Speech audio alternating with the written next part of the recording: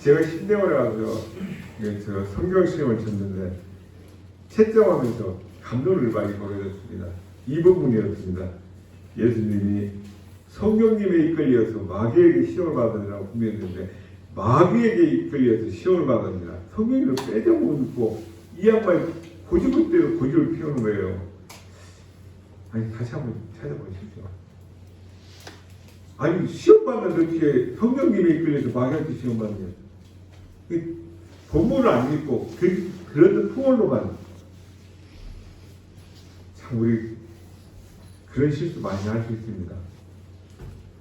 우리가 이 본문을 보시면 예수님께서 우리 모든 인생들, 모든 인류를 대표해서 완전하신 하나님 그분께서 세 가지의 시험을 받으시는 장면이 우리가 이 본문에 나옵니다.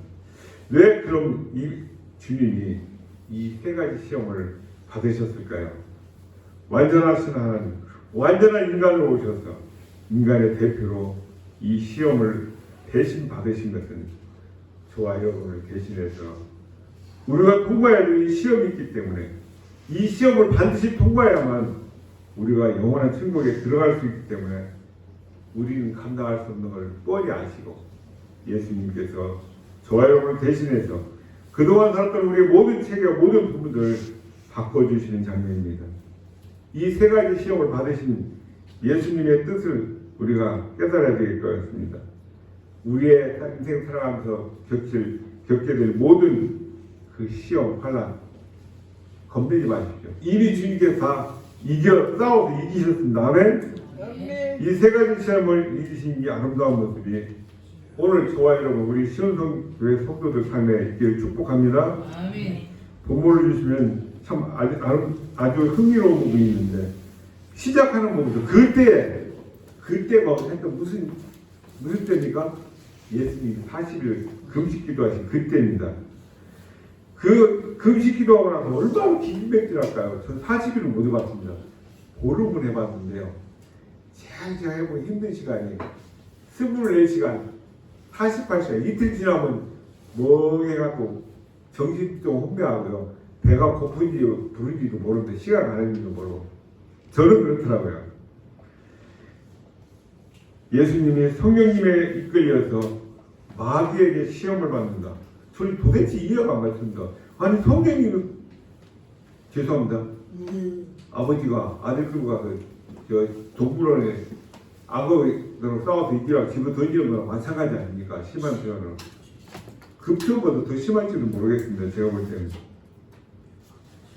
저는 이해가 안 됐습니다. 이 부분이. 이걸 어떻게 해석해야 될까? 이 말씀을 읽으면서도 이런 일이 있을 수 있나? 아이 모르게 그냥 넘어가자. 언젠가 깨닫게 해주시겠지. 솔직한 고백입니다. 그러나 은혜를 주시는데 희한하게도 성령님의 이끄시면서 마귀에게 시험 받으려고 마귀의 의도를 알고 계셨다는 것이요.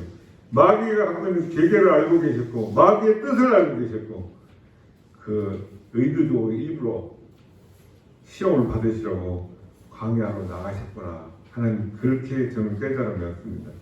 오늘 저와 여러분이 성령으로 충만하게 되어지면 나가야 하는 장소가 있습니다. 그곳이 어디입니까? 어디로 나가야 될까요? 광야에 나가야 됩니다. 우리의 삶이, 성도의 삶이 세상 사람들이 볼 때는 도대체 이해가 안 되지요.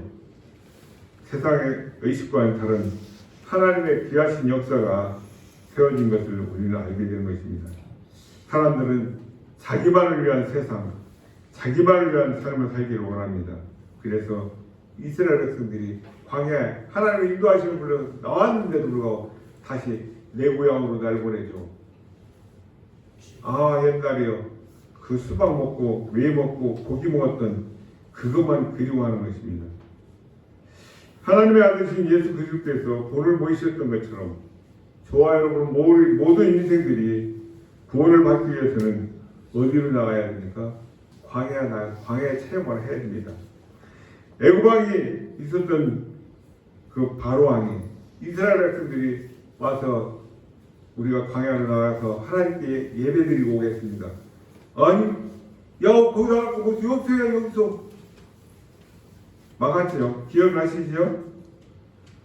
광야로 나가서 예배한다고 하는 그것은 그곳이 분명히 뭔가 거기에는 목적이 있고 뜻이 있기 때문에 하나님께서는 그 광야에 나와서 예배하라고 분명하게 말씀을 주셨는데, 그래서 우리가 중요한 것은 예수님께서 십자가 달려 죽으신 그 장소도 공교롭게 성 안이 아니라 성 밖의 광야입니다. 그 죄인들이 교수형 당하고 버려지는 곳, 십자가 달려 죽으신 그 주님도 그 장소에서, 광야는 무의미한 곳입니다. 광야는 황폐한 곳입니다. 아무것도 없는 죽음이 깃든 곳이 곧 광야인 것이죠. 그런데 하나님은 천국으로 우리들을 이끌어 가시기 위해서, 가나안 땅으로 이끌어 가기 위해서 무조건 우리가 어디를 통과하기를 원하십니까? 이 광야를 통과해야만, 지나쳐야만 약속의 땅 가나안 땅을 들어갈 수가 있는 것입니다. 하나님께서 이스라엘 백성들을 광야로 내모신 이유가 있을 것입니다. 애굽에서 고백한 그 하나님, 별 의미가 없습니다. 바로 광야에서 고백한 그 하나님만이 의미가 있는 하나님인 것입니다. 우리 인생들 누구나 세상에서는 영광과 영화, 자기 만족과 자기가 하는 그 모든 일이 잘 될 때 부르는 그 하나님, 자꾸 누구나 모르겠습니까? 그러나 그 하나님은 다른 하나님입니다.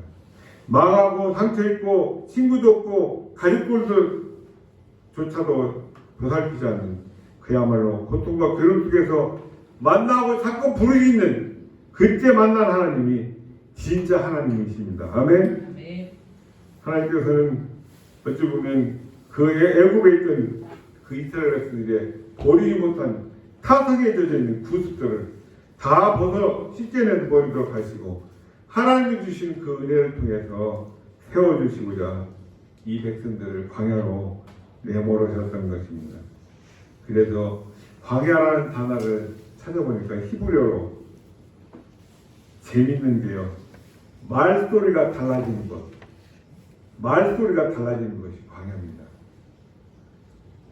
그래서 그 말소리에서 정리정돈되는 장소라는 그런 뜻을 갖고 있습니다.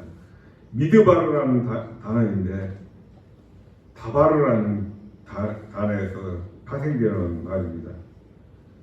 말을 하다, 이 말이 민수기서를 읽어보시면 계속 이어져서 나오는 것을 봅니다. 이스라엘 백성들이 하나님의 백성이고 선택받은 민족이라고 하는데, 그들이 정말 하나님의 백성이 맞느냐는 것입니다. 뭔 소리예요? 하나님의 백성이라면 하나님의 백성들이 입술에서 나오는 고백은 하나님을 찬양하는 말이 되고 노래해야 되고 하나님을 높이는 말들이 나와야 되는데, 가만히 지켜봤더니 남을 비방하고 남을 욕하고 정죄하는 그런 부분이 너무나 많다는 것이죠. 그들에게 있어서. 우리가 교회를 위해서 하나님 나라를 함께 꿈꾸고 함께 머리를 맞대고 기도하며 지혜를 모으는 건 참 좋은 일이지만, 그게 아니라 사람들을, 야, 권사님, 집사님, 이 구역장 얘기 들었어? 목사님 소식 들었어? 뭔 소리? 아직도 여기 깜깜소식이네.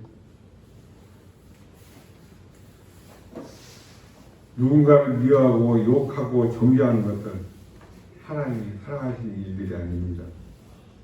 광야에 나가보면 그때 비로소 그 사람이 진짜 크기가, 사이즈가, 중량이 나오게 되어 있습니다.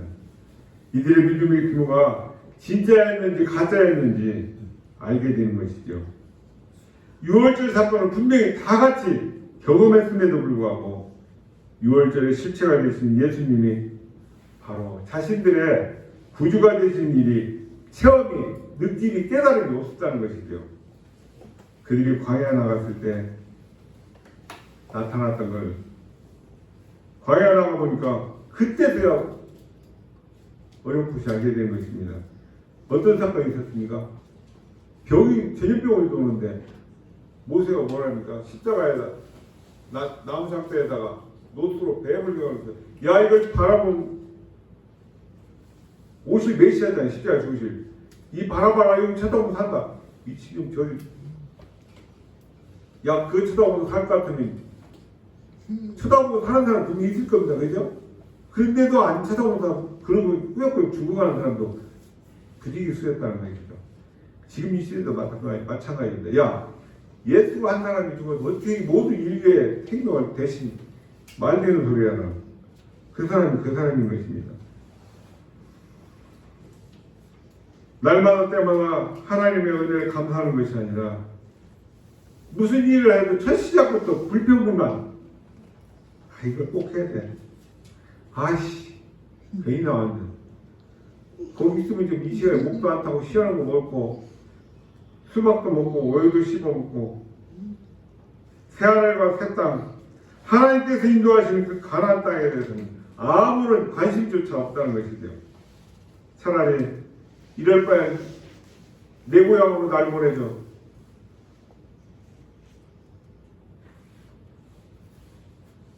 바로 이런 생각들이 있으니까 이 기적의 세대, 율법의 세대들은 실패를 하고 마는 것입니다. 우리가 하나님 주신 십계명을 다 지킬 수 있습니까? 율법으로는 우리는 구원받을 수가 없습니다.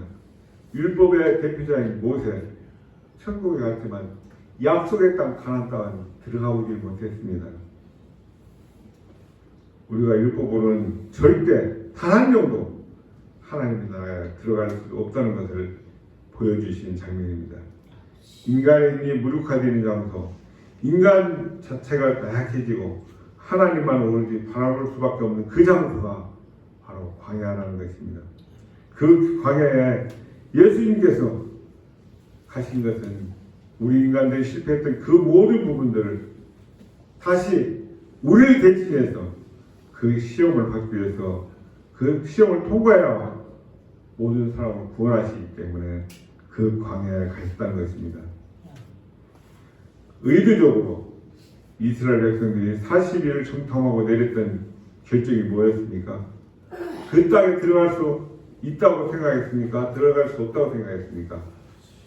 40일이라는 게 어떤 우리 12명이 파송을 했는데 10명은 안 된다. 거기는 생각도 말아라. 이발을 이렇게 풍성한 과일이 있고 그런 땅을 맞는데 우리는 메뚜기 같고 그들은 네피림도 있고 10명이나 부정적인 말을 합니다. 그죠? 근데 단 2명 정상이 아니죠. 저들이 볼 때. 그렇다면 우리 시온 성교회는 제가 볼 때 정상적인 사람이 너무나 많은 것 같습니다.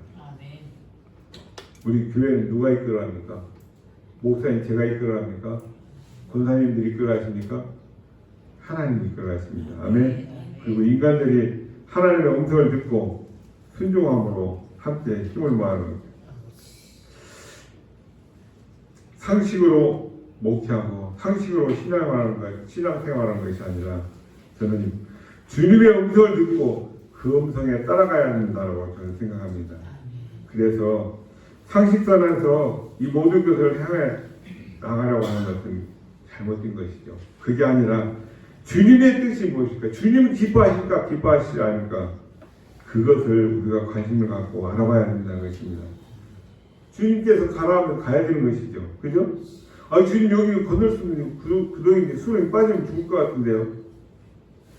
가야 됩니까? 안 가야 됩니까? 주님께서 가라 하면 가야 됩니다. 많은 사람들이 다 오른쪽으로 가고 있는데 너는 왼쪽으로 가라면 어떻게 해야 됩니까? 가야 됩니다.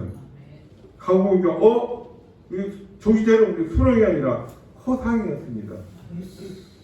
내 생각, 내 지식이 그랬다는 것이죠. 아무것도 아니었는데 주님께서 가라 하시면 설마 우리를 성령님께서 이끌고 하셨는데 죽을 길 아니겠죠. 우리가 이게 40일 적다 먹어도 보고 느끼고 맛보고 다 했는데 이런 말하는 걸 보니까 인간은 머리로는 믿는 것 같은데 가슴으로 믿지 못하는 것 뭐라고 말합니까? 주님께서 가나안 땅에 가라고 하신 게 우리를 죽이려고 이곳에 보내시는가 보다. 야, 우리 모세 때려 죽이고 다시 돌아가자. 이건 아닌 것 같아. 인간의 목소리를 내더라는 것이죠. 우리는 주님께서 가라고 하면 가는 것입니다. 아멘. 주님의 뜻이 무엇이냐가 중요한 것이지 우리 인간들의 뜻이 중요한 건 아닙니다. 교회는 이래야 되고 저래야 되는데 저기에 부흥하는 바라 저기에 저렇게 하니까 부흥되잖아 하면서 많은 사람들이 상식적으로 생각해요. 상식적으로 얘기하거나 상식도 안 되는 기준치 이하가 교회 아니나. 교회는 저는 그렇습니다. 상식을 초월해 뛰어넘어서 모든 사람들이 너나 할 것 없이 주님의 뜻 가운데 나가고 헌신하고 봉사하고 그럴 때 하나님께서 바라시고 원하시는 교회가 되는 줄 저는 믿습니다. 하나님께서 그런 가운데서 의도적으로 모범이 되는 롤 모델을 찾으시고 세우시는 것이죠. 그 많은 성도들 가운데도 롤 모델이 되는 성도들의 모습을 찾아서 보여주시는 것. 그래서 어떻게 됩니까? 40일을 정탐하고도 결국은 불교한 말들을 쏟아내니까 그 하루를 1년으로 계산하셔서 40년을 다시 빠꾸시키잖아요. 신앙이라고 하는 것은 상식을 초월하는 것입니다.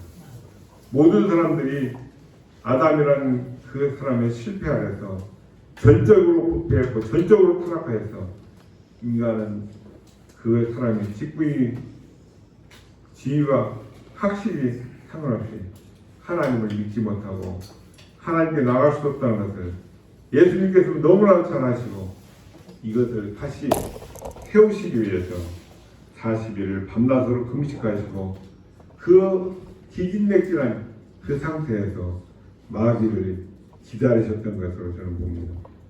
마귀가 언제 나타났습니까? 첫날에 금식하면 기도하는 첫날에 나타났습니까? 언제 나타났나요? 2절을 보십시오. 예수님이 줄일 때까지 마귀도 기다리고 있습니다. 저와 여러분의 삶 속에 하나님만 기다리고 계신 게 아니라 마귀도 기다리고 있다는 것을 기억하시기 바랍니다. 마귀가 뭘 제일 좋아하겠습니까? 입을 딱 벌리고 있는데 그 입 속에 죽으려고 뛰어드는 먹잇감. 아이고 이웬 떡이야. 저와 여러분이 그 입 속에 뛰어들려고 하는 먹잇감은 아닌가. 우리의 삶을, 우리의 신앙 모습을 생각해야 된다는 것입니다. 예수님께서는 이 세상의 모든 인생들 그리고 체제와 그 모든 제도들 모든 인생들이 죄를 범하였으면 하나님의 영광에 이르지 못하는 아담의 타락 범죄 아래 태어난 모든 인생들은 하나님이 주신 그 영이 다 죽었지 않습니까? 그래서 지옥에 갈 예약된 고객들인데 그 모든 관계들을 다 청산하고 끊어버리시기 위해서 40일을 밤낮으로 금식하시고 광야에서 유랑하며 죽어가는 그 인생들을 통과시키기 위해서 그래서 천국으로 무사히 입성할 수 있도록 그 길을 여시기 위해서 오늘 이 길을 가고 계신 것입니다. 예수님은 이 마지막 날을 얼마나 학수고대하셨을까요? 자신이 줄일 때에 분명히 마귀가 나타날 것을 예수님은 아셨기 때문에 광야에 나가서 기다리셨다는 것입니다. 그렇게 마귀의 힘을 통과하셨기 때문에 오늘 저와 여러분이 주님의 대속함을 받은 자들 아니겠습니까?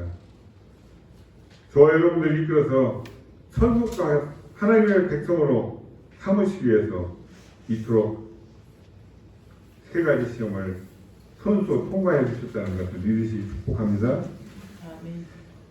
이 세 가지 시험을 이기셨기 때문에 주님은 하나님의 일을 사역을 시작하시기 전에 이미 마귀와 싸워서 이긴 시작했다는 것이죠. 공생의 사역 자체가. 우리를 시험에 들게 하지 마시옵소라고 예수님은 제자들의 기도를 가르치신 것을 우리 기억합니다. 우리가 신앙생활하면서 시험에 들지 않는 것 아주 중요하다고 생각합니다.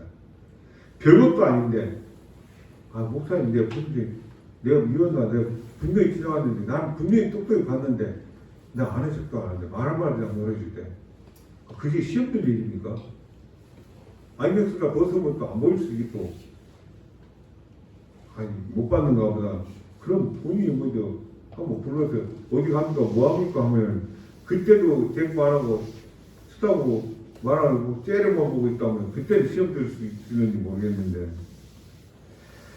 우리는 다양한 영역에서 다양한 방법으로 다양한 문제들로 시험을 당하게 되는 것입니다. 루트 선생님이 말씀하기에 새가 내 머리 위에 날아다니는 것은 막을 수 있지만 내 머리 위에 둥지를 드는 것은 막아야 된다는 그런 말을 했습니다. 우리에게 시험이 찾아오는 것은 죄가 아니지만 내가 그 시험에 져서 시험에 빠지는 것은 막아야 될 줄 믿습니다. 예수님께서 공생활을 시작하면서 이처럼 친히 마귀의 시험을 받으셨습니다. 예수님께서 어떤 시험을 받으셨고 어떻게 이기셨는지 우리는 매우 중요한 교훈과 또 신앙생활하는 데서 도전을 받게 됩니다. 우리가 한 절씩 살펴보면서 우리의 신앙을 점검하는 시간을 가져보겠습니다. 첫째, 시험하는 자가 40일을 금식하신 줄이신 예수님께 나와서 시험을 했는데요. 그 첫 번째 시험이 무엇이었습니까? 그리고 어떻게 이기셨나요? 3절 우리 함께 읽어보겠습니다. 시작. 시험하는 자가 네가 만일 하나님의 아들이거든 명하여 이 돌로 똑똑이가 되게 하라. 여러분, 시험을 똑똑하게 만들 수 없는 우리가 시험 받겠습니까? 똑똑하게 100번 1000번 만들 수 있는 분이 시험 받겠습니까? 내가 할 수 있는데 하지 못하는 거 안 해야 되는 게 더 힘듭니다. 그렇죠? 못하는 걸 포기해버리니까.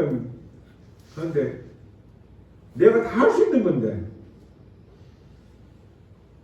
시험하는 자 곧 마귀지, 디아볼로스. 마귀는 끊임없이 일러 바치는 자가 마귀입니다. 김지사, 제가 이번에 박장로 그 사업 어떻게 됐다는 거 들었지? 못 들었는데 아무 집사 그럼 누가 사탄지 누가 마귀의 종로를 하는지 아시겠죠? 마귀가 한 첫째 시험은 하나님의 아들이라는 권위와 능력으로 돌돌병하여 떡덩이가 되라. 마귀가 이미 알고 있는 거예요. 하나님의 아들의 능력을. 예수님은 40을 금식한 후에 줄이셨다고 했습니다. 광야에는 예수님의 굶주림을 해결할 만한 음식이 아무것도 없었습니다. 마귀는 바로 그것을 노리고 예수님에게 네가 하나님의 아들이라면 진정 네 권위와 능력을 가졌을 테니 그 능력으로 이 돌돌을 병해서 떡덩이가 되게 하라. 무엇을 의미합니까?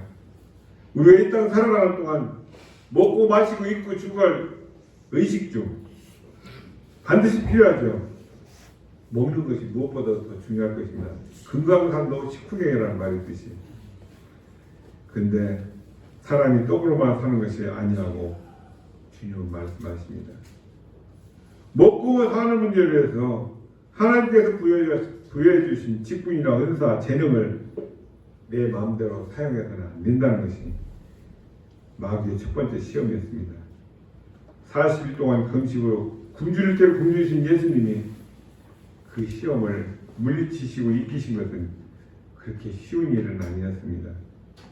어떻게 그 시험을 물리치셨나? 4절 한번 읽어보겠습니다. 시작.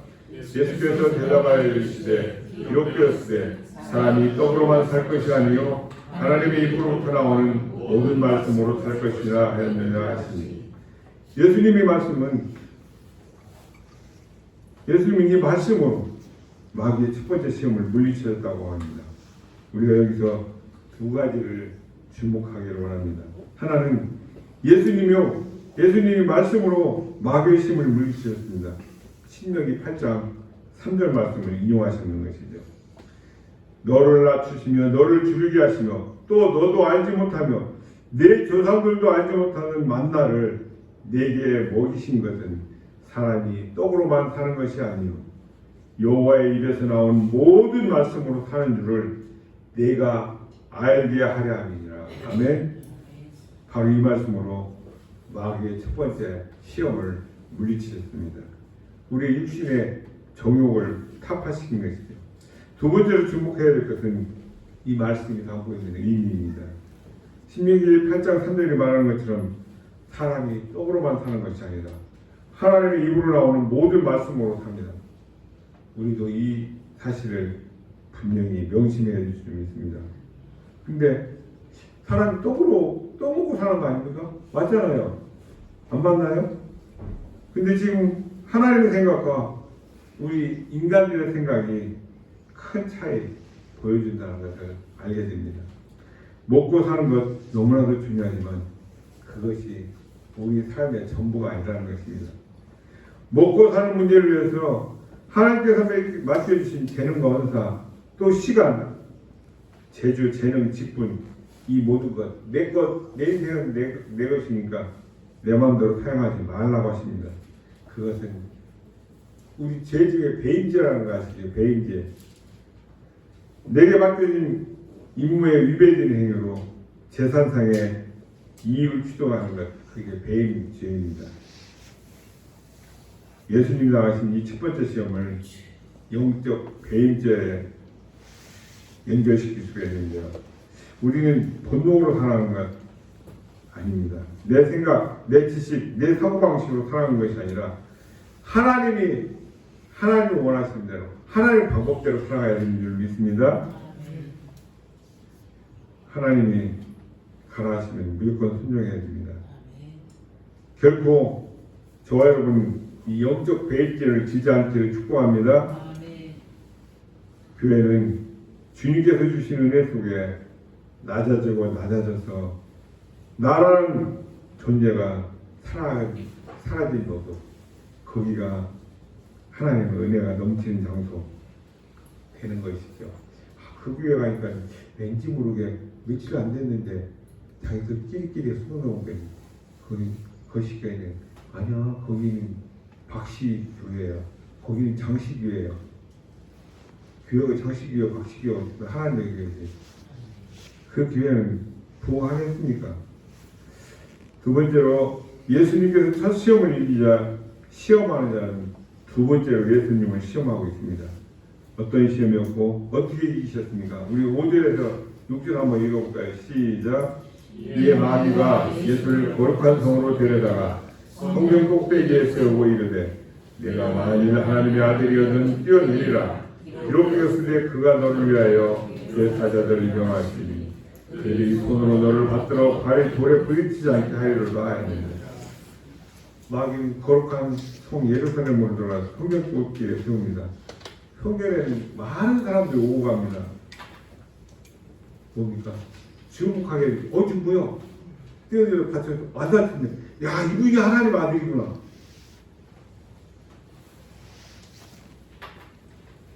십자가를 반박하는 거예요. 십자가 필요해. 네가 하나님 아들인데 이렇게 하려면 된다. 그러면 주님이 오신 이유와 목적이 없습니다. 얼마나 마귀가 영특합니까? 그때 주님은 시편 91편 1절에 11절을 인용하시면서 그가 너를 받들어 발에 돌에 부딪히지 않게 하려고 기록되지 않느냐고 말했을 때 여기에서 이 시험의 의미를 우리가 생각해봐야 되는데 첫 번째는 하나님이 하신 그 말씀이 맞는지 안 맞는지 네가 직접 시험해 보라는 것이죠. 하나님이 시편 91편에서 말씀하신 그 말씀 정말 맞는지 네가 직접 실험을 해봐. 두 번째는 거기서 뛰어내려서 살면 명예와 인기를 한몫에 다 받는 것이죠. 누구처럼. 졸지에 마귀가 예수님을 데려온 곳은 예루살렘 성전 꼭대기였습니다. 늘 많은 사람들로 북적였던 것. 그 상황 속에서 주님이 사탄의 유도에 넘어가서 떨어졌는데 하나도 안 다쳤다. 예수님의 인기 짱이겠죠. 야, 대단해. 하나님 아들이 천사들이 와서 받쳐줬어. 하나님, 예수님의 인기는 하늘 찌를 듯이 높아질 것입니다. 마귀가 노린 중입니다. 예수님은 이 두 번째 시험도 말씀으로 이기셨습니다. 10절을 보실까요? 예수님께서 이르시되 또 기록되었으되 주 너의 하나님을 시험하지 말라 하였느니라 하십니다. 예수님이 이용하신 말씀은 너희가 마사에서 시험한 것 같이 너희 하나님 여호와를 시험하지 말라 신명기 6장 16절 말씀을 인용하신 사례였습니다. 우리는 시험은 내 힘으로, 내 경험으로, 내 끼로, 내 지식으로 내가 알고 있는 방법을 이기는 것이 아니라는 것을 잘 알 수 있을 것입니다. 실제로 우린 시험이 올 때 기도하면서 그동안 읽었던 말씀, 이 말씀을 인용해서 여기 대처해야 되겠다. 그런 기회를 발휘해야 됩니다. 하나님의 말씀은 우리가 신뢰하고 확신해야 되는 대상이지 실험하는 대상이 아닙니다. 하나님 이렇게 해주신다 했는데 성경에는 하나님께서 우리에게 약속하신 약속들이 많이 있죠. 근데 우리가 인생으로 살아갈 때는 의외로 어려운 일들이 참 많습니다. 그 어려움을 당했을 때 하나님 말씀을 생각하면서 그 약속의 말씀을 생각하면서 하나님께서 정말 이 약속을 이행해 주실까? 그런 의심이 들 때 아니겠습니까? 그런데 한번 실험을 해보고 내가 간증을 하리라. 그런 생각이 들 수도 있습니다. 자, 그런 순간에 우리는 브레이크를 밟아야 됩니다. 그 하나님을 절대 시험해서는 안 됩니다. 철저하게 하나님과 기록된 말씀을 믿고 신뢰하면서 순종하는 것이지 실험하는 것이 아닙니다.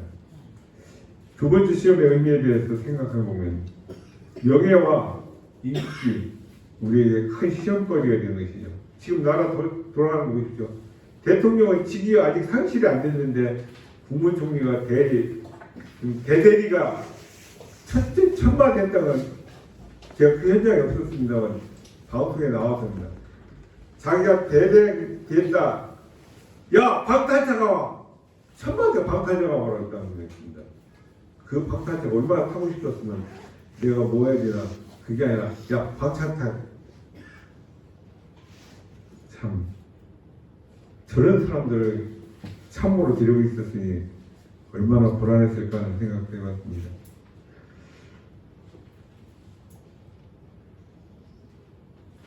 우리가 사탄의 그 시험을 피하고 이기기 위해서는 명예, 인기 우리가 생각할 수 있겠지 추구했으니 말해야 될 것입니다. 마귀는 이 힘의 원리를 너무나 잘 알기 때문에 뛰어내려라. 누가 와서 받쳐주는가? 누가 와서 받쳐준다고 그럽니까? 천사들이 와서 받치고 그러면 사람들이 저분은 분명 하나님의 아들을 맞구나. 우리에게 주신 메시아네. 세계 없는 구원받은 그 사람이랑 똑같은 거 아니겠습니까?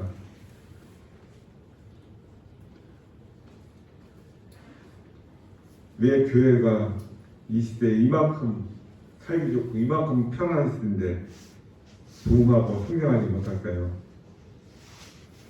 초기 우리 선배들은 천국을 내가 내 가족을 위해서 한 평 산다, 두 평 산다 그런 마음으로 집 팔고 논밭 팔아서 예당을 잃고 내가 죽어지고 내 감정을 살리는 것이 아니라 내가 죽어야 살고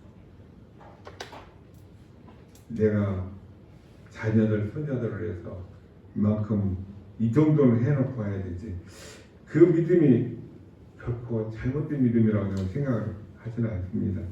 우리에게 그런 마음이 없는 것이 안타까울 뿐이죠.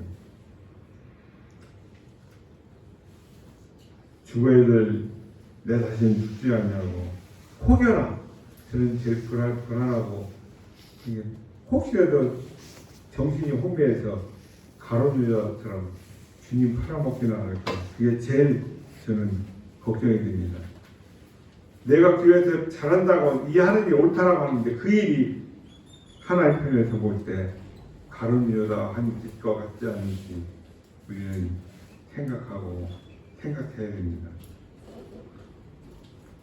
모두가 사랑하고 포용하고 품어주며 주님께서 이미 이기셨다고 선포하는 그 말씀을 믿고 할 수만 있다면 나는 죽이고 주님만 사시는 그런 교회다운 교회, 하나님이 주인 되신 교회가 정말 하나님 기뻐하시는 교회일 줄 믿습니다. 우리 시온성교회가 그런 교회 되기를 축복합니다. 세 번째 시험은 어떤 것이었습니까? 그리고 주님은 그 시험을 어떻게 이기셨습니까? 우리 8절 9절 한번 읽어볼까요? 시작. 마귀가 또 그를 데리고 지극히 높은 산으로 가서 천하 만국과 그 영광을 보여 이르되 만일 내게 엎드려 경배하면 이 모든 것은 내가 주리라. 예수님을 들고 온 세상에 다 보이는 높은 산으로 가서 천하만국을 다 준대요. 천하만국이 누구 건데? 지 거예요? 이 사기꾼 아닙니까? 사기꾼. 네가 만약 나한테 딱 한 번만 절해라. 모든 것을 내줄 때. 예수님은 죄로 인해서 더럽혀지고 마귀에서 조롱당하는 세상을 구원하시고 만유의 주가 되시기 위해서 이 땅에 오셨습니다. 예수님은 십자가에 달려 죽으시기 위해서 오셨습니다. 하지만 마귀는 자기한테 엎드려서 경배하면 이 모든 것을 다 주겠다고 합니다. 부당한 방법이죠. 지 것도 아닌 것. 목적을 이루는 시험. 야, 너 최고가 되잖아. 여기 안목의 정욕을 이기시고 있습니다. 내가 되고자 하는 목적을 위해서라면 절을 해서라도 뭐 딱 한 번인데 뭐 빼고 마귀가 좋아하는 그 부당한 방법을 다 동원해서라도 이루는 것이 우리 인간들의 목표겠죠. 그러나 그렇게 해서는 안 된다는 것의 세 번째 의미입니다. 천하만국이 하나님 것인데 마치 자기가 그 주인인 것처럼 하나님의 영광을 가로채는, 그래서 열심히 쓰는 것. 그때 예수님이 어떻게 말씀하시면서 물리치셨습니까? 10절을 읽겠습니다. 시작. 이에 예수께서 말씀하시되 사탄아 물러가라. 비록 되었으되 주 너희 하나님께 경배하고 다만 그를 섬기라 하였느니라. 아멘. 신명기 6장 13절 말씀을 인용하셨습니다. 주 내 하나님을 두려워하여 그분을 섬기고 그분의 이름으로 맹세하시니라. 오직 말씀으로 이 사탄의 시험을 이길 수 있었다는 것을 우리는 다시 한번 확인해 볼 수가 있습니다. 예수님께서 세 번째 시험을 이기셨던 것처럼 저와 여러분도 이겨야 할 줄 믿습니다. 아멘. 우리 사탄이 찝쩍거리면 이렇게 선포하십시오. 내가 주 예수님의 이름으로 명하노니 사탄아 묶임받고 지옥에 떨어지거라. 주님 물러가시고 또 옵니다. 친구들이 옵니다. 그렇잖아요. 우리 성경에 나오잖아요. 소지하고 청소하니까 성령을 채워줘야 되는데 안 채워지니까 군대 귀신이 오는 것처럼. 그때 우리 또 겁날 거 아닙니까? 그러니까 우리는 선포할 때 힘없는 거 묶어서 지옥에 쳐내야 됩니다. 오늘날 우리 삶 속에 이런 선포가 있어야 된다고 저는 생각합니다. 그러나 아무리 좋은 목적이라도 제약된 방법으로 이뤄내려고 해서는 안 됩니다. 그렇게 하는 것은 마귀에게 딱 한 번 절하면 되지 그거와 똑같은 것입니다. 물론 어떤 경우에 해도 하나님만을 경외해야 되고 하나님만을 섬겨야 줄 믿습니다.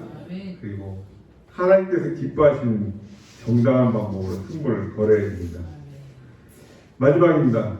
예수님께서 마귀에게 시험 나가시고 이 세 가지 시험을 모두 이기셨다는 것이 우리에게 가르쳐주는 것은 무엇입니까? 우리 1절 한번 읽어볼까요? 시작. 그때 예수께서 성령에게 이끌려 마귀에게 시험을 받으러 광야로 가서 성령님에게 이끌렸다. 예수님이 마귀에게 시험을 받은 것은 성령님으로 일하는 것이었다는 것을 말해주고 있죠. 하나님 뜻 안에서 하나님 계획한 프로그램, 순서였다는 것입니다. 그렇다면 예수님이 시험당하신 것, 또 그 시험을 이기신 것에는 어떤 하나님의 뜻이 담겨 있을까요? 크게 보면 세 가지라고 볼 수 있겠습니다. 첫째, 주님이 공생애를 시작하는 이 시점에서 마귀에게 시험을 당하셨고 세 가지 시험을 모두 이기셨습니다. 그것은 마귀에게 있어서 주님은 시종일관 언제 어디서라도 이기시고 최후의 승리도 주님의 것이 될 것이라는 것을 미리 보여주신 말씀입니다. 두 번째는 저와 여러분도 구주로 예수님을 주님으로 보신 사람은 시험을 이길 수 있는 힘이 있다, 방법이 있다, 지혜가 있다, 능력이 있다 가르쳐 주시려는 것이죠. 예수님이 그냥 무슨 차량이나 마술처럼 초능력을 발휘해서 마귀의 시험을 이기신 게 아닙니다. 하나님의 말씀으로 이기셨습니다. 그렇다면 저와 여러분도 말씀으로 우리에게 닥쳐오는 시험을 이길 수가 있습니다. 아멘? 말씀으로만 이기신 것은 아닌 것이 뒤집어보면 왜요? 40일을 밤낮으로 금식하시고 기도했다면 그 긴 시간 동안 뭐 하시는 게 당연히 기도하신 거 아닙니까? 우리도 말씀과 기도로 아멘? 거기에 더불어서 나의 등 위에 함께 하시는 성령님 삼위일체 말씀, 기도, 성령님의 인도하심, 보호하심 아멘? 분명히 이길 수 있습니다. 예수님은 우리를 미리 모범을 보여주셨습니다. 예수님이 시험을 나오시고 이 모든 시험을 이기셨다는 것이 하는 세 번째 얘기는 11절에 잘 보여주겠습니다. 11절에 함께 읽겠습니다. 시작.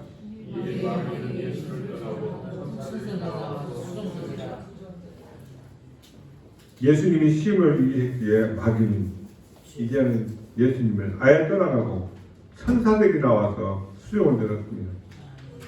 저와 여러분도 시험을 이기면 마귀가 우리를 떠날 줄 믿습니다.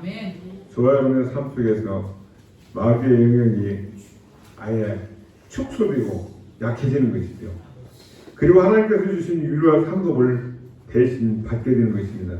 부디 저와 여러분 모두 어떤 종류의 시험이 오든 말씀과 기도를 이겨내면서 하나님께 칭찬받고 위로와 상급받는 저와 여러분 되시길 축복합니다. 아멘. 교회의 목적은 무엇입니까? 하나님만 영화롭게 하는 것이 교회를 세우신 목적이라는 것입니다. 오늘날 이 땅에 교회가 존재하는 이유는 하나님만 기쁘시게 하면 됩니다. 사람이 아닙니다. 그렇다고 사람 섬기는 게 잘못된 것이라는 것은 아닙니다. 하나님을 섬기기 위해서 모든 역량을 온전히 집중하는 것을 원하는 말씀드리는 것이죠. 예수님께서 당하신 이 세 가지 시험 중에서 이건 나도 이미 겪은 적이 있는데 그렇게 생각되는 부분이 있습니까? 어떤 시험이었고 그 결과는 어땠는지 함께 나눠봤으면 좋겠습니다. 주님이 그랬던 것처럼 우리도 말씀과 기도로 시험을 이겨야만 합니다. 그렇다면 그 시험을 이기려면 우리는 구체적으로 무엇을 어떻게 준비하고 훈련해야 되겠구나 생각이 되십니까? 저는 고린도전서 10장 13절 메모하십시오. 고린도전서 10장 13절 말씀을 이번 한 주간 동안 찾아서 암송하셨으면 좋겠습니다. 사람이 감당할 시험 밖에는 너희가 당한 것이 없나니 오직 하나님을 믿고서 너희가 감당하지 못할 시험당함을 허락하지 아니하시고 시험당할 즈음에 또한 피할 길을 내사 너희로 능히 감당하게 하시느니라. 아멘. 시험에 관련해서 나쁜 소식과 좋은 소식이 있습니다. 우리가 이 땅에 육신을 입고 살아가는 동안 시험은 피할 수가 없다는 것을 누구나 다 닥쳐오는 것이죠. 그런데 좋은 소식은 오늘 주신 말씀, 저와 여러분도 이 주님처럼 말씀과 기도로 우리가 닥치는 모든 시험, 모든 정욕을 이길 수 있다는 것입니다. 아멘. 물론 시험을 이기는 게 그렇게 쉬운 일은 아닐 것입니다. 그렇지만 분명한 것은 우리의 주인이시고 모범이신 예수님처럼 우리도 말씀과 기도하는 가운데 성령님을 의지하고 무장하면 이길 수 있다는 것입니다. 그 은혜 속에서 물을 물대로 떡은 떡대로 먹고 마시면 되는 것입니다. 말씀으로 충만하면 우리 인간의 생각대로 나가지 않더라는 것이죠. 저와 여러분 모두가 닥쳐오는 시험에 넘어지지 않고 그 모든 시험들을 이기는 복된 성도가 되시길 주님으로 축복합니다. 자비로우신 아버지 하나님, 은혜와